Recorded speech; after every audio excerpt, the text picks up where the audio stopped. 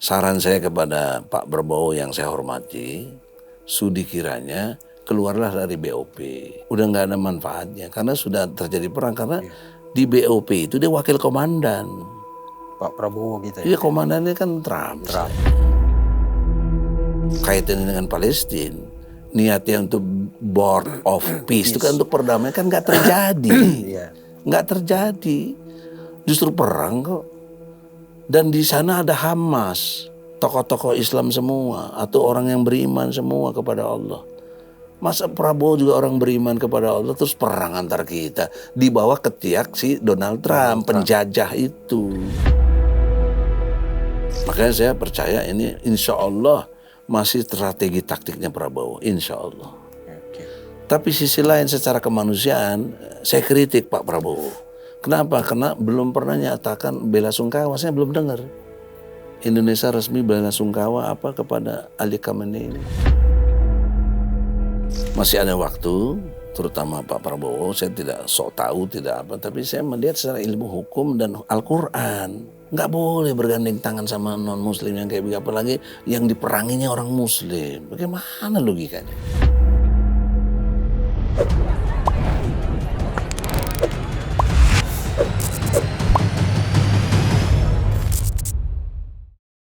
Oke Bang, kita kalau ngomongin mereka capek Bang. Ya sudah, makanya. Padahal ada hal yang lebih menarik sekarang. Apa itu? Tentang Amerika Serikat, Israel nyerang. Dan kemarin abang ke Dubas itu kan. Ke Dubas. Saya lebih asik bicara gini. Ini udah, ya Allah. Karena Artinya begini Mas. Dari segi namanya itu empati. Empati itu nilai yang lebih tinggi dari simpati. Kalau simpati itu cuma perhatian, turut prihatin, tertarik, tidak membantu. Tapi kalau empati, perhatian dan membantu. Jadi empatinya Iran kepada Palestina itu dahsyat sekali. Taruhannya udah berapa pemimpinnya yang mati coba? Udah wafat. Yang presidennya pernah. Sekarang pemimpin tertingginya. Itu kan kemarin saya ke sana itu, yang terima wakil duta besar ya, itu Iran sangat jelas penjelasannya itu bahwa mereka itu memiliki nilai-nilai Islam yang tinggi sekali dengan empati tadi. Sampai diingatkan kita jangan terjebak aliran katanya. Kami mayoritas Syiah, di sini Sunni, tapi jangan itu menjadi pokok. Tapi yang jadi pokok adalah kemanusiaannya. Dan itu saya lihat ada di surat Al-Maidah ayat 32, Bos. Jadi kalau kamu membunuh seseorang, sama juga kamu membunuh semua orang. Kalau kamu memelihara seseorang, sama juga kamu memelihara seluruh manusia. Dugaan saya, Iran melaksanakan ayat ini. Ini bukan sebuah seseorang. Sudah genocide, disikat habis itu Palestina itu. Bayi aja disikat juga. Dibasmi, dibunuh dengan sadis. Itu kan biadab gitu loh. Sementara seputar tetangga-tetangganya nggak ada yang bantu. Nggak ada yang bantu. Terakhir aja Yaman. Tapi kekuatannya nggak melawan Amerika gimana. Tapi kalau orang ngerti sejarah, Iran itu Persia, Bos. Lawannya cuma Romawi dulu itu. Nah, Persia ini unggul dalam strategi perang tuh jago terus, Bos. Nggak ada sejarahnya kalah. Gitu. Kuat sekali kerajaan Persia. Sekarang aja perangnya dengan nuklir kayak begini atau dengan cara-cara yang sangat senjata yang canggih, itu nggak kalah dia. Dia masih pakai, saya baca kemarin, strategi apa ya, yang dia masih menggunakan senjata-senjata lama gitu loh. Tapi itu untuk menguras amunisi lawan doang. Nanti dia ada pamungkasnya di akhir. Sekarang udah pamungkas udah mulai keluar kan. Bahkan tiba-tiba dari bunker tertentu keluar senjata kan dasar. Tapi kita nggak mau bahas itu deh. Kita bukan tentara. Jadi yang penting itu bagaimana empati kepada kemanusiaan. Nah saya juga begitu. Saya kesana itu empati, bela sungkawa kepada pemimpin Iran. Walaupun beda aliran tuh urusan masing-masing. Nggak boleh menjadi sekat kita jadi pecah-pecah. Karena lawan kita Dajjal ini luar biasa. Amerika Israel ini dan sekutu-sekutunya. Saya kenapa di tengah banyak tokoh ya, bukan saya klaim Jadi ya. saya lihat Tidak ada yang ke situ pas saya sendirian. baru abang yang Buat saya langsung ke duta besar. bagaimana sambutan dia bang? Welcome sekali, dia senang. Kan saya sama mak aspirasi itu. Mak tuh ada yang pintar juga, Bupati itu ngomong, walaupun kami mak nggak seberapa, ibarat debu Pak, tapi kami mendukung Iran dan lain sebagainya. Disambutlah oleh wakil dubes itu, luar biasa. Kami itu pasti menghargai dan walaupun debu itu punya nilai buat kami. Gitu jawabannya itu. Setidaknya empati. Lalu disinggung nggak bang soal keterlibatan kita di BOP? Saya bilang sama, jangan salah paham dengan pemimpin kami. Karena saya kenal Prabowo, saya ngerti. Tolong dipahami ini bagian strategi dia untuk menjadi katalisator. Iya. Itu kan hak dia dong, presiden. Betul. Dia punya kapasitas itu. Lalu lihat aja endingnya nanti. Kalau dia dalam situasi perang ini justru berpihak kepada Trump, berarti nggak benar. Bohong. Iya. Makanya momen sekarang ini, saran saya kepada Pak Prabowo yang saya hormati, sudi kiranya keluarlah dari BOP. Udah nggak ada manfaatnya karena sudah terjadi perang. Karena di BOP itu dia wakil komandan. Pak Prabowo kita Iya, ya. komandannya kan Trump. Misalnya. Dan di situ dalam perspektif tentara, ya kan, kaitannya dengan Palestina, niatnya untuk board of peace itu kan untuk perdamaian, kan nggak terjadi. Nggak terjadi, justru perang kok. Dan di sana ada Hamas, tokoh-tokoh Islam semua atau orang yang beriman semua kepada Allah. Masa Prabowo juga orang beriman kepada Allah terus perang antar kita di bawah ketiak si Donald Trump, penjajah itu. Buat apa gitu loh? Kalau bicara rasional. Tapi nggak tahu pertimbangan Prabowo. Tapi ukurannya kalau nasional, saya nggak rela bayar pajak kalau dipakai untuk yang begini dong. Ini kan pajak dari rakyat. Apalagi mau nyumbang 17 triliun. Udah apa belum tuh saya nggak tahu tuh. Tapi kesannya ada 17 triliun diucap itu. Ya. Kalau belum ya alhamdulillah, kalau sudah ya balikin lagi lah, enak aja. 17 triliun. Itu lagi susah begini. Oke. Nah, tapi secara abang pribadi melihat peran kita di Board of Peace itu apa, Bang? Ya itu tadi. Persoalannya kalau Timur Tengah itu kan apa namanya? Persoalannya kompleks banget. Saya ada ngomong dengan wakil menteri ya, tapi nggak perlu saya sebut wakil menteri mana. Dia bilang, Gi, jangan salah paham. Kita itu udah ada bincang-bincang dengan 8 negara Muslim lainnya, dengan Prabowo di situ. Memang ada hak veto dari Amerika, tapi kita sepakat kalau udah keterlaluan kita mau keluar. Bagus saya bilang kalau memang ada begitu. Ya, dialog saya 2 hari lalu lah. Keterlaluan Jadi, dalam saya dapat informasi yang akurat jadinya. Makanya saya percaya ini insya Allah masih strategi taktiknya Prabowo, insya Allah. Tapi sisi lain secara kemanusiaan saya kritik Pak Prabowo. Kenapa? Karena belum pernah nyatakan bela sungkawa, saya belum dengar. Indonesia resmi bela sungkawa apa kepada Ali Khamenei ini, ya, Ayatullah. Iya. Bagaimanapun dia pemimpin spiritual, pemimpin tertinggi ya. Iya. Gila. Dan saudara kita lah seiman seislam kan. Kan wajar lah. Orang non muslim ada yang ngikutin bela sungkawa kok. Karena yang bela Palestina itu ingat loh, bukan cuma orang Islam. Banyak sekali sedunia ini. Ya. Di Itali banyak sekali yang bantu. Di Inggris, di berbagai tempat, masya Allah. Karena Non muslim loh. iya, karena ininya kemanusiaan. Kemanusiaan tadi saya bilang empati itu. Ya. Kalau kita masih disebut manusia, kita harus punya empati itu, Bos. Melampaui batas Nggak ada urusan sama agama, karena agama Allah juga udah batasin kok. Ya. Lakum dinukum waliyadin, lu gua udah. Ya, nggak ada memasuki wilayah individualistik itu. Itulah harus kita, maka ke depan ini masih ada waktu. terutama Pak Prabowo, saya tidak sok tahu, tidak apa, tapi saya melihat secara ilmu hukum dan Al-Quran. Nggak boleh bergandeng tangan sama non-muslim yang kayak begitu, apalagi yang diperanginya orang muslim. Bagaimana logikanya itu? Ngapain di situ? Kenapa nggak kejeneralannya, kejagoannya itu sebagai tentara yang profesional, ya, dia juga dekat dengan Raja Yordan, untuk bertarung membela Palestina. Itu kan pertanyaan big question, nggak tahu saya kenapa. Tapi kalau andai kata Egy Sujana presiden, wah aku lawan betul. Nggak ada takutnya kita. Karena Tapi kan saya bukan presiden. Itu masalahnya. apa pendapat abang yang mengatakan bahwa dengan masuk ke, kan kita mau menciptakan perdamaian. Iya, kalau lihat niat awal kita jangan gugat niat orang. Iya, betul. Tapi orang boleh bagus niat orang, niat baiknya kan.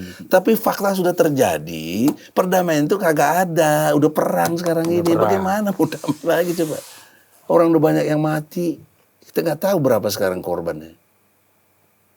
Dan terus berjatuhan. Terus mau damai apaan? Yang kedua lagi sangat serius.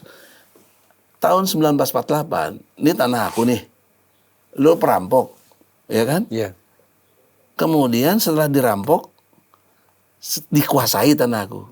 Aku mau rebut lagi, nggak bisa. Terus ada yang damain, datang Pak Lurah apa siapa di situ ya. Udah deh, bagi dua aja. Masa si perampok dikasih, orang dia perampok kok. Dua negara kan begitu, two state. Bagaimana coba logika substansinya ya? Kan tadi itu semua punya Palestina. Yes. Yahudi datang, ambil alih tahun 48 sampai sekarang. Ada yang mau mendamaikan, ngasih, udah deh kasih aja. Ibarat rumah lo aja deh, nggak usah bicara negara, rumah kok dirampok. Kemudian ada Pak Lurah datang, udah deh damai aja ya. Si perampoknya biar aman, kita amankan si perampok, kita kasih aja. Kamar yang sana buat dia, yang ini buat kita. Kan kayak begitu juga sebenarnya. Nggak usah terlalu rumit gitu loh. Belum lagi ketidakadilannya, pembagiannya itu bukan 50-50. Sepengetahuan saya cuma 20% buat orang Palestina. Bagaimana coba? Terus dilucuti senjatanya lagi Hamas. Ya bagaimana? Hamas. Mendingan perang terus lah dia. Itu logika ya. Betul. Bisa keliru saya. Kalau informasinya salah ya keliru. Nah, Bang, tapi kalau ini kan kemarin nggak tahu beritanya benar apa enggak. Cina juga udah mulai turun. Artinya kan Dan Rusia. Artinya kan plus satu lagi Korea Utara. Artinya kan eskalasinya bisa sangat besar sekali. Ya kan kemungkinan perang dunia ketiga dimungkinkan. Dan itu bisa ancaman buat kita ya Bang. Iya, makanya kalau Prabowo niat baiknya untuk katalisator, berperanlah katalisator. Tapi pertanyaan seriusnya, dia sebagai wakil mampu nggak negor si Donald Trump? Yang ugal-ugalan itu, berani nggak? Harusnya berani. Dia kan jenderal. Donald Trump kan apa dulu pedagang kaki lima itu. Kalau lihat sejarahnya. Ya. Nah, kemudian kalau kita sebut Rusia, Korea Utara, Cina, ini kan negara-negara yang secara militer lumayan. Seberapa ini Bang menjanjikan Donald Trump kalau bisa perang dunia ketiga itu terjadi, melindungi kita? Nggak usah bawa nama mereka deh. Hamas saja. Itu sebenarnya dulu Hamas itu, pengetahuan saya, itu kelompok kecil aja. Ya, semacam. Belum lagi pecah ada Fatah kan, dan lain-lain waktu itu, waktu zaman Yasser Arafat. Tapi dia kemudian menang pemilu dan ada direbut lagi, ya kan. Jadi poin pentingnya ada di dalam niat. Niat itu breakdownnya 3 bos. Motifnya, tindakannya, tujuannya, kemudian baru tindakannya. Ente mau apa niatnya? Mau ke sana. Harus ukur motifnya apa mau ke sana. Kayak ini soal ijazah, motifnya apa sih kok begitu? Kalau saya kan memang bela klien, Bambang terima Gus Dur, dia memang ngasih kuasa ke saya. Kalau si Roy apa misalnya? Motifnya apa dia? Kebenaran nanti. Ya, saya cari kebenaran. Kalau Roy motifnya apa? Terus tindakannya, tujuannya apa dia mau gitu-gitu? Mau supaya terkenal, supaya bikin rame aja kisruh. Terus tindakannya kan ngaco, nggak ke pengadilan, nggak apa, malah cuap-cuap. Itu contoh niat yang nggak benar itu akan terukur dari 3 itu. Gitu loh. Nah, kaitan dengan Prabowo niatnya baik, diukurlah motivasinya apa. Mau jadi pemimpin dunia dengan gaya begitu. Saya nggak tahu tuh namanya motif, nggak boleh adili orang kan. Ya. Tapi tindakannya kita bisa ukur. Kok begini? Lalu tujuannya apa sih? Kan gitu jadi. Ya. Jadi kalau orang itu punya tujuannya jelas, tindakannya jelas ke arah yang dituju, dan punya motif yang murni karena Allah, nggak begini bos. Menurut saya. Ya. Bisa keliru. Dan itu keluar bang. Kalau ke dalam sendiri kan banyak yang protes tuh. Kayak profesor siapa pakar hukum, pakar hubungan internasional. Hikmanto. Hikmanto. Itu kan keras sekali. Bahkan Keras dan bagus. Iya, mengatakan ini keputusan Gini, bodoh.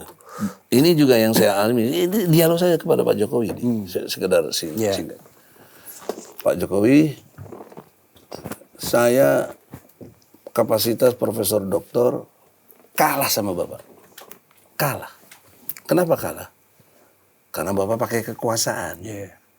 Jadi ilmu saya sebanyak apapun pasti kalah sama kekuasaan. Kaitan dengan tadi Hikmanto, hebat ilmunya, tapi dia nggak punya kekuasaan. Mau apa dia? Yeah. Di-ignore aja udah selesai dia. Nggak dianggap. Apa lu? Udah selesai. Karena yang berkuasanya nggak mau ikuti pendapat yang bagus tadi. Begitu juga saya udah bener caranya kan. Tunjukin dong yang asli. Saya bilang case close.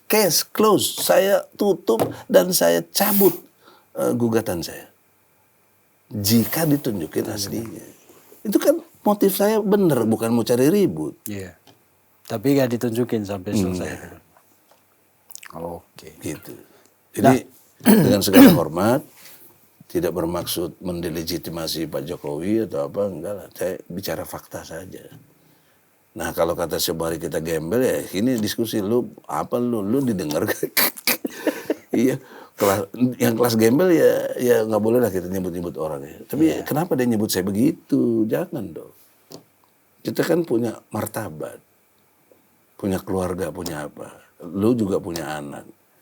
Lu digembel-gembelin orang, dikatain miskin-miskin, buat apa?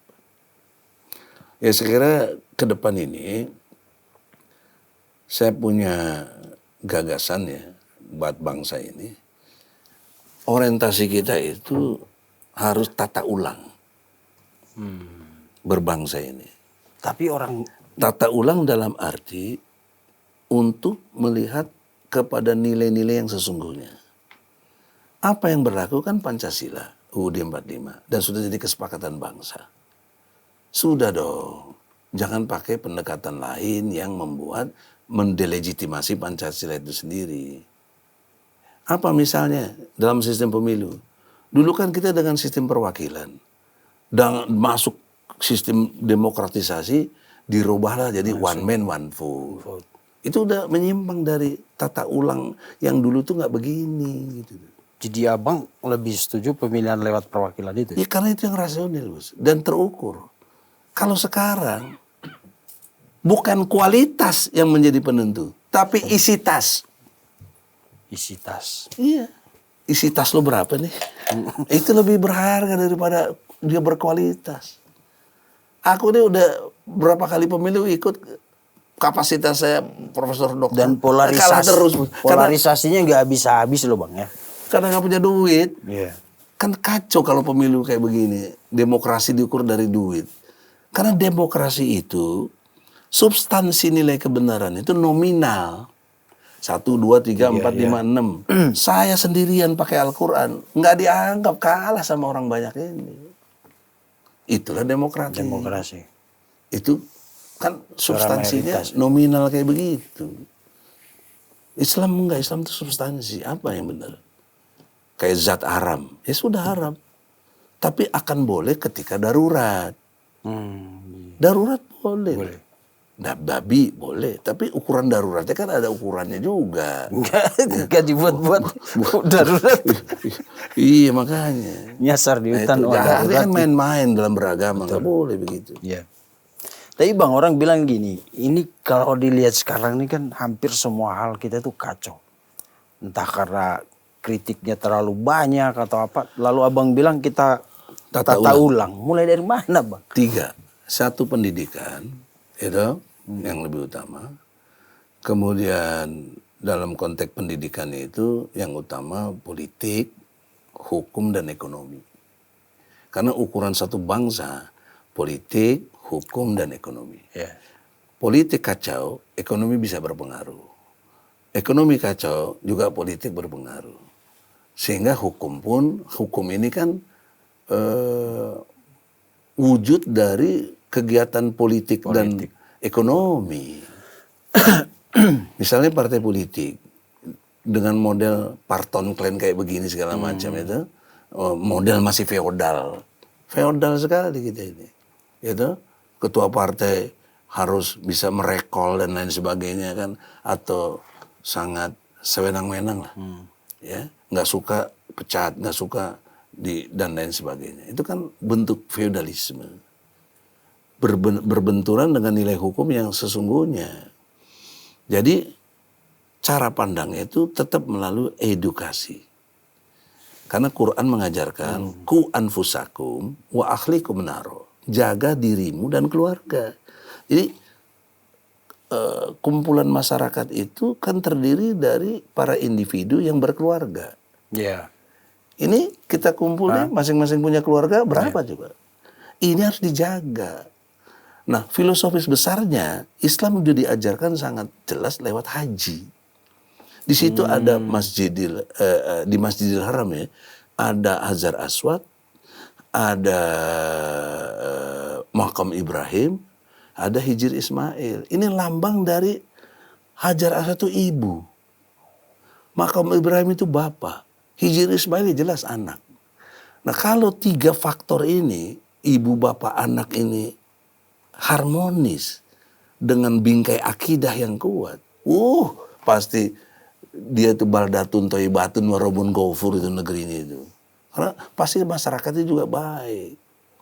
Nah, dari teori ini diturunkan untuk tata ulang, edukasi kita ini tidak substansial kepada perubahan yang dimaksud untuk Indonesia bertakwa. Harusnya itu dicanangkan Indonesia bertakwa. Bukan Indonesia emas. Emas itu menyusul, bos. Karena dia ada di surat Al-A'raf ayat 96. Ada tuh.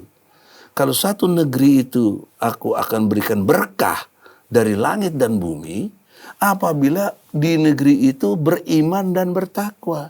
Tapi di negeri itu banyaknya mendustai ayat-ayatku. Maka aku azab mereka. Quran, bos. Cuma kita implementasinya gimana gitu. Makanya tata ulang lewat tadi pendidikan terhadap 3 hal penting, yaitu politik, hukum, dan ekonomi. 3 pilar itu harus ya Bang. Dan mengacunya kepada Pancasila dong. Misalnya pasal 33 saja. Yeah. Ayat 3, bumi, air, dan segala kekayaan alam yang terkandung di dalamnya dikuasai oleh negara, diperuntukkan untuk semakmur-makmurnya rakyat. Ente lihat tuh emas saja, satu sektor emas. Hari ini emas berapa? 1 gram logam mulia ya, RM. Bisa sampai mau hampir 3 juta. Betul. 1 gram. 1 ton berapa jadinya? 1 juta gram. Kita punya berapa ton di Papua? Itu makanya. Sejak tahun 62 coba. Kalau dikonversi kepada rupiah, dengan 1 juta ton aja itu udah 3, sekian atau 3 triliun. Atau kalau dia masih 2, ya 2, sekian triliun. 1 ton. Berapa juta ton konsentrat emas yang punya selama ini? Tapi kemana uangnya? Harusnya bos, saya ini alhamdulillah dokter bidang pengelolaan sumber daya alam dan lingkungan. Saya lulusan doktornya IPB. Jadi saya dipersoalin ijazah, mana bisa orang saya IPB. Saya profesor saya dari Malaysia, bukan di sini, nggak ada hukum di sini, nggak bisa dipersoalin apa. Hukum di sini beda. Jadi kalau ada yang mau kolek-kolek profesor, ya sulikan aja. Nanti gue balik gugat lagi, gue laporin polisi, lo meminta-minta orang. Ada undang-undangnya namanya Undang-Undang Perlindungan Data Pribadi. Nggak boleh itu. Karena saya bukan pejabat. Kalau pejabat boleh dikulik-kulik. Dan bagian dari kritik. Nah, ini ini kan soal edukasi lagi, Bos. Edukasi lagi. Betul. Nah, edukasi yang utama harus tauhid, akidah. Orang yang berakidahnya kuat, tauhidnya benar, itu pasti orang merdeka, Bos. Karena dia nggak ada yang takuti selain Allah. Dia udah selesai dengan Udah dirinya. selesai dengan dirinya. Tapi ada orang ngaku manusia merdeka, tapi nggak merdeka. Heran sih. Masih maki-maki orang, apa ngenyek-ngenyek, nggak boleh. Itu kan nggak merdeka, Bos.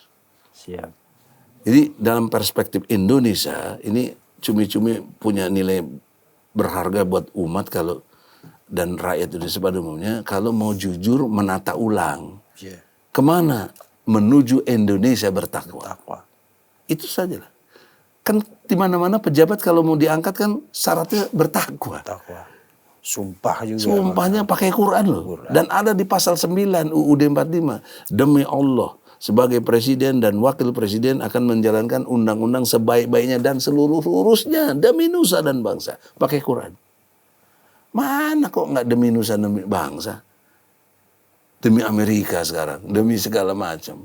Ya, yang nggak ada urusannya dengan Allah Subhanahu wa Ta'ala. Saya kira ini yang ditata ulang, Indonesia selamat. Indonesia pribadi happy. Termasuk yang non-muslim. Jangan kau kira non-muslim itu kalau Islam berlaku jadi ke sisi, enggak. Sangat diperhatikan. Ada suratnya Al-Maidah ayat 8. Jangan kebencianmu pada satu kaum membuat kamu berlaku tidak adil. Jangan. Berlaku adillah. Karena adil lebih dekat pada takwa. Al-Maidah, Bos, ayat 8. Dan saya melihat sekarang, ente kan tanya kenapa sih ini kok begini. Itu dasarnya benci, dia nggak suka saya. Jadi di Quran juga ada, surat Ali Imran ayat 120. Ya. Dia seneng lihat lo susah. Dia susah, lihat lo seneng. Itu jadi lagu apa? Itu lagu saya tuh. Saya bikin, saya nyanyiin lagu itu, ada yang marah. Bagaimana saya nggak nyinggung nama-nama kok. Menghina sekali katanya. Iya. Lagu itu. Kenapa orang, lu kok susah lihat gue seneng? Kan gue pakai mobil gue. Kenapa lu susah? Dikulik-kulik segala macam. Saya di sini punya mobil baru juga, yang mobil listrik. Dikulik-kulik lagi. Ya Allah. Kenapa begitu? Kan pasti bahasa Islamnya jelas, dengki. Dengki ya. Itu jauh di atas benci itu, dengki itu. Iya, dengki. Dan itu sumber dasar dari iblis. Iblis itu dengki aja. Dia gak senang sama Adam.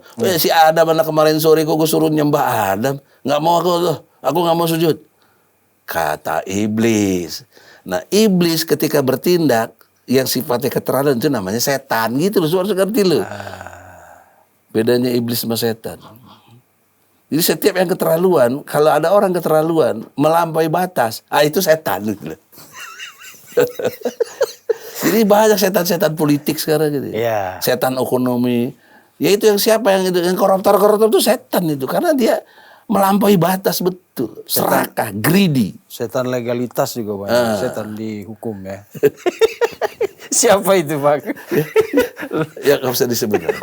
Kita indikasi aja lah. Siap. Bang, terima kasih banyak loh. Oke ya. Mudah-mudahan Indonesia bertakwa. Siap. Sehingga kita enak. Iya. Tidak ada yang ganggu, nggak ada yang ngulik-ngulik mau punya apa kan. Ntar kita punya bini sekian dikulik-kulik lagi. Itu kan urusan private kita. Iya. Norak emang kita ini. Mau nambah mobil lagi juga nggak apa-apa. Nggak apa-apa. Lu jangan bingung nanti suatu saat kalau Allah redo gue naik Rolls Royce itu jangan bingung lu. Karena gue punya bisnis yang bisa mendukung itu. Iya. Nggak ada urusan sama Jokowi. Dan Bang Egy kalau yang begitu kayak bukan ini. Apa memang tesnya beda ya? Apa itu? Dari teman-teman saya bilang, kalau Bang Egy itu emang kalau punya mobil mewah karena tes dia. Ya udah, gini ya. Tapi kan orang banyak juga kita kaya ngomong, jadi pejabat. Gue nggak pernah jadi pejabat, tapi udah kaya gitu loh. Dalam arti bukan sok kaya raya nggak? Ya cukup lah. Ini aja eksekutif pas-pasan, ekspas. Jadi lu mau kemana keluar negeri, pas mau keluar negeri ada. Mau ke hotel ada. Itu aja pas-pasan aja. Siap. Ada closing statement Bang? Bismillahirrahmanirrahim, tidak bermaksud merasa lebih baik dari yang lain, karena itu satu sumber yang membuat kita menjadi lebih tidak baik jadi manusia. Oleh karena itu, jangan ada yang merasa lebih baik. Kita setara, kita sama-sama manusia, maka outputnya saling hormatilah. Jaga martabat orang, karena Allah mengecam sekali, jangan kamu mengolok-olok. Boleh jadi yang kamu olok-olok itu lebih baik. Itu Al-Hujarat ayat 11. Jadi oleh karena itu, everybody, Roy teman saya, Ahmad Konsolidin juga, semuanya lah. Secara ilmu hukum, kalau kalian merasa keliru, dan saya sudah terhina dan sakit hati, susah loh. Kalau sakit hati itu kalau nggak saya ampuni sampai akhirat kok nggak bakal selamat, nggak bakal masuk surga. Kita sakit hati kok. Tapi saya kasih peluang, kata Allah, maafkanlah kesalahan orang, tahan amarahmu, dan bayar infak, walaupun lagi nggak punya. Itu surat Ali Imran ayat 134. Jadi oleh karena itu, jika mereka merasa demikian, minta maaf, saya maafkan. Jadi closingnya begitu. Kita nggak usah ribet untuk apalah. Kita lebih berat nih, banyak sekarang lagi perang lagi. Dampak perang itu jangan kasih. Mungkin listrik nanti pada mati. Bisa terjadi. Ekonomi susah segala macam, barang-barang pasti naik. Ngapain kita ributin selembar kertas kayak begitu? Gitu. Kan selesaikan aja. Maka saya janda saya datang. Gue nggak penasaran sama Jokowi. Mana? Gue pengen lihat. Dia nggak mau ngasih lihat, bukan hak gue lagi dong. Jangan gue yang disalah-salahin. Gitu. Maka sekarang saya tegaskan, Roy, kalau lu mau bongkar S1, bongkar yang benar. Jangan lu minta SP3. Gue bantu lo. Nah, tapi lu minta maaf dulu dong, gue baru bantu. Saya kira demikian. Siap. Terima kasih Bang. Ya, insyaallah. Pemirsa, itulah obrolan kita dengan Bang Egy. Sampai jumpa di episode selanjutnya. Terima kasih. Terima kasih Bang. Vincent. Siap. 3, 2, 1,